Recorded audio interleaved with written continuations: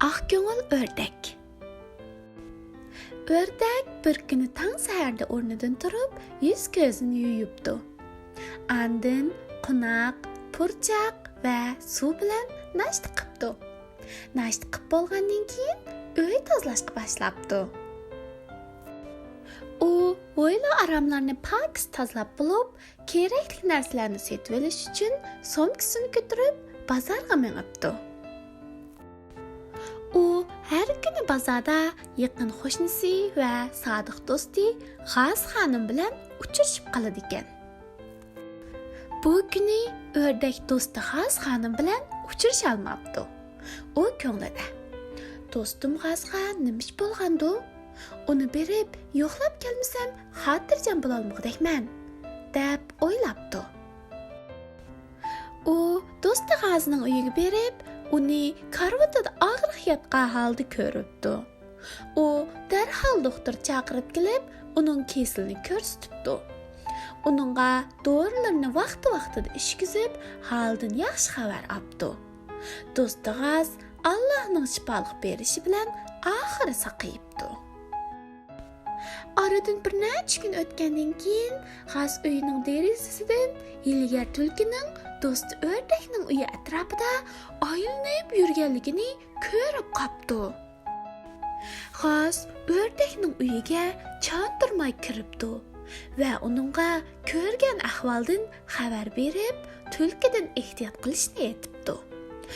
Көңүл o'rdak qo'rqqan holda do'sti G'azdan: "Jinim do'stim, men qanday qilishim kerak?" deb so'rabdi. G'az uningga javoban: "Qo'rqmagin do'stim, men darhol yaxshi bir amal topay", debdi. G'az ishonchli do'sti itning yoniga keldi. O'rdak seni o'zining uyida 2 kun turib, mehmon bo'lib ketishga taklif qildi. Biroq men 2 kunlardek don yemaydigan tursam, xotirjam bo'lgin, u sana so'yak tayyorlab berdi. Yaxshi, undaqda borsam baray. G'az qassobning yoniga berib, so'ngak setib olibdi. Andin navoiyning yoniga berib, non setib olibdi. G'az so'ngak bilan nonni o'rdakka beribdi. O'rdak nonlarni parchalab, ustalga so'ngaklarni ratlik tizibdi.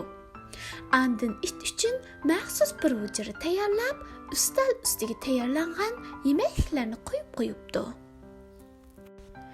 It o'rdakning uyiga keldi.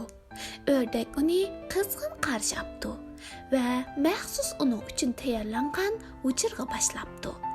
It azad hujraga kirib, ustal ustidagi mazali taomlarni ko'rib, nayt xushal bo'ldi va taomlardan to'yg'ich huzurlanibdi. It uxlash uchun tayyorlanib, uxlash kiyimini kiyib, karvat ustida yotibdi. Birozdan keyin ilgar tulki kelib, o'rdakning eshigini teshishga boshlabdi.